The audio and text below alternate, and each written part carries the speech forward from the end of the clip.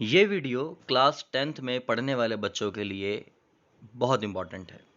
हम यहाँ पर बात कर रहे हैं नेशनल टैलेंट सर्च एग्जामिनेशन, यानी कि जिसको हम शॉर्ट में कहते हैं एनटीएससी। एनटीएससी एक एग्ज़ाम होता है, स्कॉलरशिप एग्ज़ाम, जिससे 10th क्लास में पढ़ने वाले बच्चों को स्कॉलरशिप मिलती है। तो चलिए जानते हैं क्या है यह एनटीएससी का एग्ज़ाम और क्या इसका क्राइटेरिया है और किस तरीके से आपको स्कॉलरशिप मिल सकती है। हेलो बच्चों, मेरा नाम संजय शर्मा है और मैं स्वागत करता हूं आपका आपकी ही यूट्यूब चैनल विमल एजुकेशन में। तो चलिए शुरू करते हैं।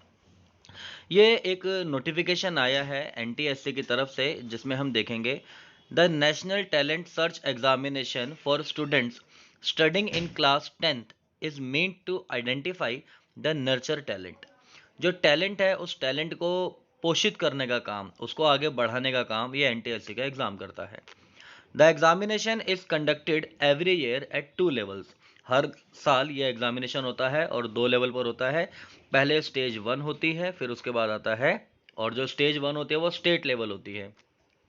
फिर हमारा स्टेज 2 आती है जो नेशनल लेवल पर होती है। स्कॉलरशिप में क्या होगा? About 2000 scholarship are awarded for different stages of education as follows. लगभग 2000 बच्चों को यह स्कॉलरशिप दी जाती है। 1250 रुपये पर मंथ क्लास 11th से 12th में जो बच्चे पढ़ रहे होते हैं, मीन्स 11th और 12th में जो बच्चे पढ़ रहे होते हैं उनको 1250 रुपये पर महीने, और जो अंडर ग्रेजुएट और पोस्ट ग्रेजुएट कोर्सेज में होते हैं उस समय उनको स्कॉलरशिप मिलती है 2000 रुपये पर मंथ। अमाउंट आपको देखने में ये लग रहा होगा कि कोई बहुत ज़्यादा नहीं है, पर लेकिन जब आप एक एग्ज़ाम देकर ये स्कॉलरशिप आपको जब मिलता है तो इसकी वैल्यू ही अलग हो जाती है। आप इसको पैसों से ना देखें, आप ये देखिए कि आपके ऊपर एक टैग लग जाएगा कि हाँ भाई, आपने एक एनटीएससी का एग्ज़ाम दिया था और वो क्लियर किया था और उसकी स्कॉलरशिप अवेल की थी। आगे देखते हैं अब हम इसको। यहाँ पर रिजर्वेशन होगा स्टेज सेकंड के लिए। 15% होगा किसके लिए? एससी कैटेगरी के लिए। अगर आपकी कोई कैटेगरी है तो आप इसमें देख सकते हैं, ठीक है।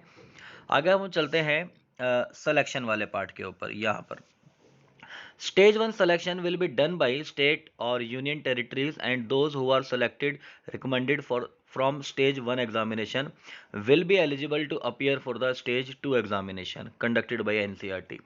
आप ध्यान रखें, आपको पहले स्टेज फर्स्ट का जो एग्ज़ाम है वो क्लियर करना पड़ेगा, तभी आप स्टेज सेकंड का एग्ज़ाम दे पाएंगे। जो बच्चे स्टेज 1 क्लियर नहीं कर पाएंगे वो स्टेज 2 में एलिजिबल नहीं होंगे। अब स्टेज 1 क्लियर करने के लिए आपको क्या करना पड़ेगा? तो यहाँ पर आपको एक क्वालिफाइंग मार्क्स का एक क्राइटेरिया दिया हुआ है, इसको हमें थोड़ा ध्यान से समझना पड़ेगा। Qualifying marks for candidates from SC ST and physically handicapped category is 32% in each paper, and for others मतलब जनरल OBC वगैरह के लिए 40% है। मतलब आपको उस पेपर में फर्स्ट जो पेपर होगा 40% मार्क्स आपको लेकर आने हैं, तो आप एलिजिबल हो जाएंगे स्टेज 2 के लिए। फिर स्टेज 2 आप क्लियर करेंगे तब जाकर आपको ये स्कॉलरशिप मिलेगी, रैंकिंग वाइज अगर आपका नंबर आता है उन बच्चों की लिस्ट में तो। आगे हम देखते हैं इसमें इंपॉर्टेंट डेट्स। यहाँ पर आपको डेट दी हुई है। लास्ट डेट जो है इसकी to be notified by the respective state and it may vary from state to state. अभी इसका आज एक और सर्कुलर आया है, वो भी मैं आपको दिखाऊंगा। लास्ट डेट का आपको उसमें पता चल जाएगा। जो एग्जामिनेशन है ऑल अदर स्टेट्स और यूनियन टेरिटरीज में, ये 13 दिसंबर 2020 को है, यानी अगले महीने। और इसके अलावा बाकी जो कंट्री स्टेट्स हैं जैसे मिज़ोरम, मेघालय, नागालैंड, अंडमान और निकोबार, इनमें 12 दिसंबर को होगी। तो ये डेट आप याद रखेंगे। अगर आप मिज़ोरम, मेघालय की तरफ से हैं, यहाँ अगर रहते हैं तो आपका एग्ज़ाम 12 दिसंबर को होगा। और इनके अलावा अगर आप अलग स्टेट्स में रहते हैं, दूसरे स्टेट्स आपके हैं, तो आपका एग्ज़ाम 13 दिसंबर को होगा। और ये स्टेज 1 का एग्ज़ाम है। स्टेज सेकंड का जो एग्ज़ाम है, examination all states and union territories, सभी स्टेट्स और यूनियन टेरिटरीज में इसका एग्ज़ाम होगा 13 जून 2021 को, यानी कि अगले साल। एलिजिबिलिटी क्या है आपकी इसमें? All students of class 10th studying in recognised schools are eligible to appear for the stage 1 examination conducted by state UTs in which the schools are located, and there will be no domicile registration। आप किसी भी state में, किसी भी union territory में आप रहते हैं और अगर आप क्लास 10th में पढ़ते हैं तो आप इसके लिए एलिजिबल हैं। एक क्राइटेरिया यहाँ पर है जो भी शायद मेरे ख्याल से इसमें नहीं दिया हुआ, वो दूसरे वाले नोटिफिकेशन में है, अभी दिखाऊंगा मैं आपको। वही बच्चे इस फॉर्म को फिल कर सकते हैं जिनके 9th क्लास में 60% मार्क्स आए होंगे। मीन्स 9th क्लास में आपके 60% मार्क्स आने चाहिए टोटल, तब जाकर आप इस फॉर्म को भर सकते हैं।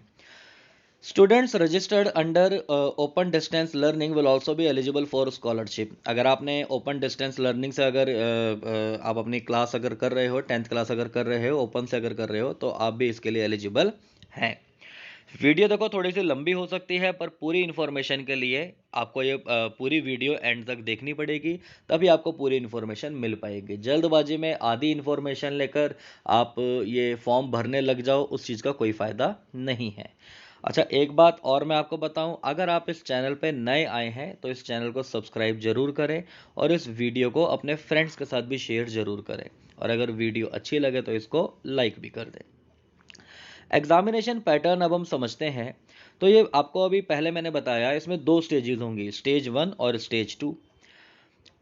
स्टेज 1 जो होगी यानी पेपर 1 जो हमारा है, उसको हम बोलते हैं मैट, यानी कि मेंटल एबिलिटी टेस्ट। इसमें 100 क्वेश्चंस आएंगे, 100 नंबर के, मतलब 1 नंबर का एक क्वेश्चन है और उसके लिए टाइम आपको मिलेगा 120 मिनट, मतलब 2 घंटे। तो 2 घंटे में आपने क्वेश्चंस करने हैं। अच्छा, क्वेश्चंस जो होते हैं इसमें वो एमसीक्यू बेस्ड होते हैं, ठीक, यानी आपको टिक करने हैं answer. If there is any change in the pattern for stage second examination, then the same will be communicated later on through NCERT website. आप समय समय पर NCERT के जो वेबसाइट यहाँ पर लिखी है ncert.nic.in, इसको आप चेक करते रहें। कुछ भी अगर चेंजेस होते हैं तो यहाँ पर आपको वो पता चल जाएंगे। Candidates are advise to keep track of updates on NCERT website. और ये एक देखो, एक इम्पॉर्टेंट बात है, there will be no negative marking in stage second examination. यहाँ पर अगर लिखा हुआ है कि नेगेटिव मार्किंग स्टेज सेकंड में नहीं होगी, तो इसका मतलब यह है कि स्टेज 1 जो है उसमें नेगेटिव मार्किंग हो सकती है। आगे देखते हैं ये लाइन हमें क्लियर होती है या नहीं। Application form, you may contact the state और utilising officer for procuring application form. The completed application form should be signed by the principal of the school much before the last date of submission. The candidate as well as the principal of the school must adhere to the last date for submission of application form.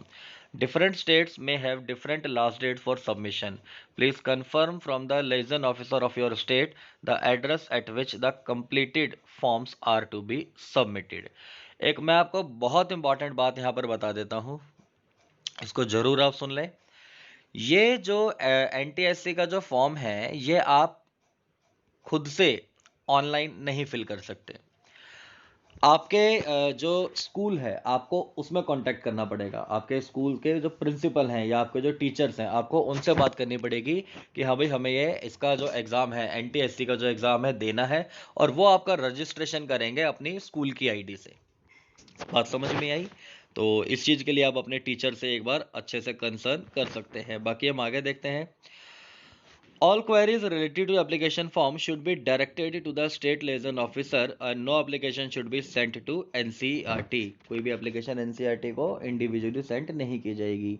Fees अगर हम देखते हैं, state and union territories में notify the fee required which will be paid for the stage 1 examination. Therefore, before submitting the application form, you may find out the fees charged for the stage 1 examination and also the mode of payment from respective state liaison officer. However, NCERT does not charge any fee for stage 2 examination. तो यहाँ पर भी fees के बारे में भी आपको यही बात बताई हुई है कि आपका जो स्कूल है, स्कूल वाले ही आपको ये बताएंगे कि ये जो लिएजन ऑफिसर जो हैं ये कौन होंगे, और आपको उन्हीं से कांटेक्ट करना पड़ेगा। Indian students studying abroad in class 10th can appear directly for stage 2 NTS examination under conditions prescribed. ये वो बता रखा आपको कि जो अगर बच्चे बाहर पढ़ रहे हैं, विदेशों में अगर पढ़ रहे हैं, तो वह डायरेक्टली स्टेज 2 के लिए एलिजिबल होते हैं। कैसे होंगे वो आप इसको पूरा पढ़ लेंगे, ये उन्हीं के लिए बता रखा है ये। तो ये हमारा फर्स्ट नोटिफिकेशन था। अब एक देखिए, एक सेकंड जो नोटिफिकेशन है वो भी हम एक बार देख लेते हैं। ये ये सर्कुलर 2 नवंबर को आया है, आज 3 नवंबर है, तो मीन्स कल ही ये सर्कुलर आया है और ये भी इम्पॉर्टेंट है, समझते हैं इसको थोड़ा सा। The national talent search examination for students studying in class 10th is mean to identify the nurture talent. The examination is conducted every year at 2 levels. Stage 1 होगी और स्टेज 2 होगी। डेट ऑफ एग्जामिनेशन आपको यहाँ बता रखी है, 13 दिसंबर होगी stage 1 की। और एलिजिबिलिटी आपको क्या बता रखी है? The students presently studying in class 10th in government aided and unaided recognized private schools including the Kendriya Vidyalaya, Jawahar Navodaya Vidyalaya, schools of MCD, NDMC, DCB, NIOS etc. in GNCT of Delhi. Means आप किसी भी school में पढ़ते हैं, आप इस exam के लिए एलिजिबल है। दूसरा देखो, जो मैंने बताई थी आपको बात, वो इस नोटिफिकेशन में दी हुई है कि आपने 60% मार्क्स आपके 9th क्लास में आने चाहिए, तभी आप इसके लिए एलिजिबल है। बाकी कैटेगरी अगर आपकी कोई है, SC ST में अगर आप आते हैं या PH में अगर आप आते हैं, फिजिकली हैंडीकैप्ड में अगर आते हैं, तो 5% का रिलैक्सेशन आपको इसमें मिल जाएगा। मतलब आपको 9th में 55% मार्क्स आपके होने चाहिए। आगे देखते हैं अब हम, students registered under the open distance learning, वही मैंने बताया जो ओपन से कर रहे हैं वो भी इसके लिए एलिजिबल है। और ये रिजर्वेशन का है, रिजर्वेशन आपको अलग अलग कैटेगरीज वाइज अलग अलग दिया हुआ है, आप इसको पढ़ सकते हैं। एग्जामिनेशन पैटर्न एक बार हम देख लेते हैं। एग्जामिनेशन पैटर्न जो है इसका, ये भी हमने देख लिया था। ये नोटिफिकेशन बताना इसलिए ज़रूरी है क्योंकि अभी जो हमने पहले पढ़ा था ना, उस नोटिफिकेशन में कुछ चीज़ें क्लियर नहीं थी। जैसे ये 60% क्राइटेरिया उसमें नहीं दिया हुआ था, आपने देखा था अभी, है ना। तो ये नोटिफिकेशन इसलिए कल ही आया, एक अपडेट आया है और अपडेट को देखना भी जरूरी है। और देखो यहाँ पे भी बता रखा है, there will be no negative marking in stage 1 examination. Stage 1 examination में कोई नेगेटिव मार्किंग नहीं है, और ये पहले वाले नोटिफिकेशन में ऐसा नहीं लिखा हुआ था, ठीक। और क्वालिफाइंग मार्क्स आपको दिए हुए हैं कि जो जनरल कैटेगरीज और जो बाकी है उनके लिए 40% और SC ST वगैरह के लिए 32% आपके फर्स्ट स्टेज में आने चाहिए। Stage 1 selected students on merit as per state quota will be recommended to appear in stage 2 examination to be conducted by NCERT। जो स्टेज 1 में सेलेक्ट होंगे वही बच्चे स्टेज 2 दे पाएंगे। कैसे अप्लाई करना है, अब यहाँ पे देखो आपको थोड़ा सा क्लियर समझ में आ पाएगा अच्छी तरीके से। The school HOS will register the student on Directorate of Education website means edudel.nic.in। तो यहाँ आपको क्लियर पता चल रहा है, आप डायरेक्टली इसके लिए रजिस्ट्रेशन नहीं कर सकते। स्कूल्स के जो प्रिंसिपल हैं या जो स्कूल के मैनेजर होते हैं, इंचार्ज होते हैं, जो सारे काम देखते हैं ऑफिशियल वर्क, वो आपका रजिस्ट्रेशन कर सकते हैं और अपनी लॉगिन आईडी और पासवर्ड से। School can register their eligible enrolled student from the date of circular to 20th November. तो यहाँ पर आपको ये लास्ट डेट मेंशन की हुई है, तो ध्यान रखें, आज 3 नवंबर है और लास्ट डेट इसकी 20 नवंबर है। तो आपको जल्दी से अपने स्कूल से कांटेक्ट करना पड़ेगा इस NTSC के एग्ज़ाम के लिए। Directorate of education science branch will generate roll numbers of the candidate and a lot centres of examination by 30th नवंबर। 30 नवंबर तक आपको अपने सेंटर भी पता चल जाएंगे, रोल नंबर भी आपको पता चल जाएंगे, और ये स्कूल वाले ही आपको बताएंगे, तो उनसे आप पूछते रहना। School will take print out of the admit card duly attested by HOS and issue to the student by 8th December. 8 दिसंबर तक आपको रोल नंबर जो हैं स्कूल वाले प्रोवाइड कर देंगे। फिर इसके बाद head of school will submit the following documents in the hard copy to the science branch latest by 5 December 2020। 5 दिसंबर तक स्कूल वालों को ये सबमिट करवाने हैं साइंस ब्रांच में, और बाकी सारी चीज़ें ये लिखी हुई है। कोविड की कुछ गाइडलाइंस हैं। Parents will submit an undertaking with regard to permitting his ward to appear in the examination. ये स्कूल वाले ही आपको बता देंगे कि जो पेरेंट्स हैं वो अपनी अंडरटेकिंग देंगे कि भाई हमारा बच्चा इस एग्जामिनेशन में एनरोल करना चाहता है, हम परमिशन दे रहे हैं। और ये अंडरटेकिंग किसके लिए है? बस कोविड-19 की वजह से, वरना पहले ऐसा नहीं था। All the candidates will wear the mask and maintain social distancing and follow other COVID guidelines prescribed as per Ministry of Home Affairs, Government of India at the examination center। COVID-19 की जितनी भी guidelines है वो सारी आपको follow करनी पड़ेंगी, और सेफ्टी नॉर्म्स भी इसमें होंगे।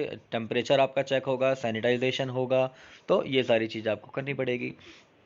और any other guidelines issued by the competent authority from time to time. और इसके अलावा जो भी कोई इसमें रिक्वायर्ड फॉर्मेलिटी होगी वो पूरी की जाएगी।